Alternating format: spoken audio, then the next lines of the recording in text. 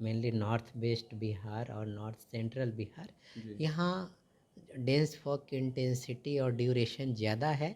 इस कारण से इस एरिया में थोड़ी सी ज़्यादा प्रिकॉशंस की ज़रूरत है। आमतौर पर जो शीतलहर का ठंड है, वो कहा जाता है कि बहुत ज़्यादा लोगों को इफ़ेक्ट करता है, तो वो अभी तो नहीं आया है उस तरीके का। लेकिन कब से लगता है वो शुरू हो जाए? क्योंकि आमतौर पर लोगों को सावधानी बरतना जो है, बेहद ज़रूरी है। प्रशासन भी लगातार इसको लेकर के मद्देनज़र कहीं-कहीं अलाव की व्यवस्था कर रही है। तो कोल्ड डे की कंडीशंस और कोल्ड वेव की कंडीशंस है वो नहीं बन रही है, बट अधिकतम तापमान में कमी के कारण कह सकते हैं, मेनली सूरज नहीं निकलने के कारण और थिक फॉग होने के कारण वो लोगों को ठंड ज़्यादा फील हो रही है।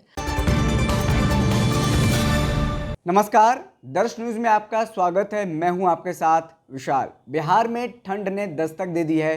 ठंड के साथ-साथ फॉग ज़्यादा इन दिनों देखने को मिल रहा है पूरे बिहार में। खास तौर पर राजधानी पटना में हम हैं और यहाँ पर भी 2-3 दिनों से लगातार फॉग जिस तरीके से दिख रहा है, लोगों को डर लग रहा है कि जिस तरीके से गाड़ियाँ चला रहे हैं उसे कहीं ना कहीं घटना होने की डर है।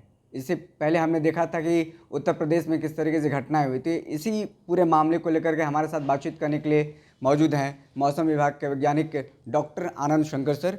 सर, किस तरीके से इसको देख रहे हैं और कब तक इस तरीके का जो फॉग है वो रहेगा सर? कह सकते हैं पिछले कई दिनों से आ, पूरे इंडो गैंगेटिक प्लेन है जी। वो फॉग की लेयर बनी हुई थी।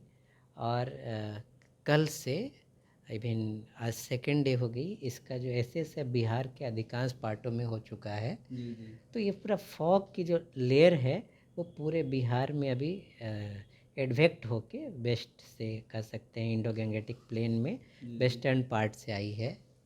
और पिछले 2 दिनों से अमूमन बिहार के अधिकांश भागों में डेंस फॉग और फॉग की कंडीशंस बनी हुई है। 4 दिनों तक फॉग की कंडीशंस बिहार में बनी रहेगी, जी। लेकिन इन 4 दिनों में थोड़ी सी ग्रेजुअल इम्प्रूवमेंट होगी, धीरे धीरे जो विजिबिलिटी में सुधार होगी। और फॉग है वो उसका जो आवर्स है वो घट सकती है, इसके साथ साथ उसका इंटेंसिटी भी घट सकती है। इसके साथ साथ बात करें तो फॉग है विशेषकर जो नॉर्थ बिहार में वो ज़्यादा डेंस देखने को मिलेगा, और जो साउथ बिहार के ज़िले हैं वहाँ थोड़ा फॉग कम देखने को मिलेगी इंटेंसिटी। जी। लेकिन अगले 4 दिनों की बात करें तो फॉग की कंडीशंस बनी रहेगी, जिसमें से ग्रेजुअल इम्प्रूवमेंट होगी। और तीसरे दिन से थोड़ी सी हाई क्लाउड भी आ सकती है। उसी के कारण जो प्रमुख रूप से जो फॉग है उसकी इंटेंसिटी कम होगी। कुछ ऐसे ज़िले हैं जहाँ पर कहा जाए रेड अलर्ट जारी किया गया है और फिर वहाँ पर ज़्यादा फॉग देखने को मिलेंगे सर? हाँ, जैसे कि बात करें कि जो नॉर्थ बिहार के जो ज़िले हैं, मेनली नॉर्थ वेस्ट बिहार और नॉर्थ सेंट्रल बिहार, जी। यहाँ डेंस फॉग की इंटेंसिटी और ड्यूरेशन ज़्यादा है। इस कारण से इस एरिया में थोड़ी सी ज़्यादा प्रिकॉशंस की ज़रूरत है। इसलिए यहाँ पे रेड अलर्ट है, बट रिमेनिंग पार्ट में धीरे धीरे ग्रेजुअली फॉग जल्दी से अपलिफ्ट होगी और कम हो जाते जाएगी। फॉग धीरे-धीरे ग्रेजुअली मतलब कम इम्प्रूव होगा होते वो जाएगी, और कम होगा मतलब। विजिबिलिटी इम्प्रूव हाँ। होगी और फॉग की विजिबिलिटी धीरे धीरे अगले 4 दिनों में इम्प्रूव होगी। इसके साथ साथ जो फॉग की कंडीशंस है वो थोड़ा थोड़ा कम होता रहेगा, एरिया कम होगी, इंटेंसिटी भी ग्रेजुअली कम होता जाएगा।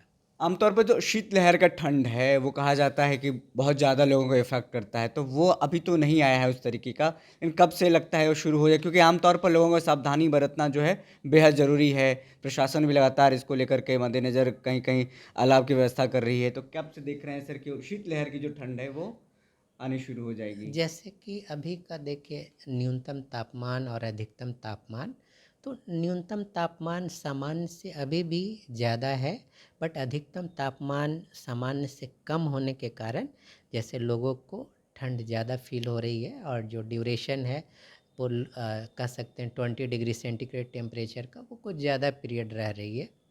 लेकिन अभी भी कह सकते हैं कि जो कोल्ड डे की कंडीशंस और कोल्ड वेव की कंडीशंस है वो नहीं बन रही है, बट अधिकतम तापमान में कमी के कारण कह सकते हैं, मेनली सूरज नहीं निकलने के कारण और थिक फॉग होने के कारण वो लोगों को ठंड ज़्यादा फील हो रही है। और इसमें भी ग्रेजुअल इम्प्रूवमेंट की चांसेज है। जो अधिकतम तापमान है वो भी अब धीरे धीरे ग्रेजुअली कह सकते हैं कि तीसरे चौथे दिन से थोड़ा सा बढ़ेगी, तो लोगों को राहत मिलेगी। तो आमतौर मतलब साफ तौर पे कह सकते हैं कि जो नया साल होगा उसमें धूप निकलेगा, लोग घूमेंगे बाहर, पार्कों में लोग नजर आएंगे, जैसे अभी ठंड में लोग बाहर निकल नहीं पा रहे हैं जिस तरीके से। जैसे बता रहे हैं कि अभी अगले 4 दिनों तक इसी टाइप की कंडीशंस होगी, जिसमें ग्रेजुअल इम्प्रूवमेंट होगी विजिबिलिटी, और ठंड में भी कमी आएगी। और उसके बाद कह सकते हैं थोड़ा सा 3 से 4 दिनों का जो एक स्पेल होगा, कह सकते हैं कि मतलब 23, 24, 25 उसमें थोड़ी धूप देखने को मिलेगी। लेकिन उसके बाद का जो फोरकास्ट जैसे फिर से फॉग बनने की है, जी। तो वो उसके लिए हम आपको अपडेट करेंगे कि नया साल कैसा रहेगा। बट अभी भी कहना बहुत जल्दबाजी होगी। बारिश के भी आसार, कुछ संभावना नजर आ रहे हैं सर आपको? अभी अगले मतलब 1 वीक टू 10 डेज़ की बात करें तो बारिश की संभावना नहीं है। लेकिन चौथे पाँचवें दिन थोड़ी सी, चौथे पाँचवें दिन थोड़ी क्लाउड आ सकती है, बट बारिश की कोई भी संभावना अभी नहीं है।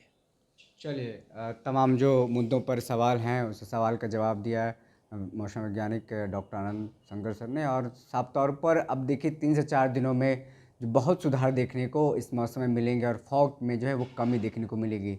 बहुत बहुत शुक्रिया।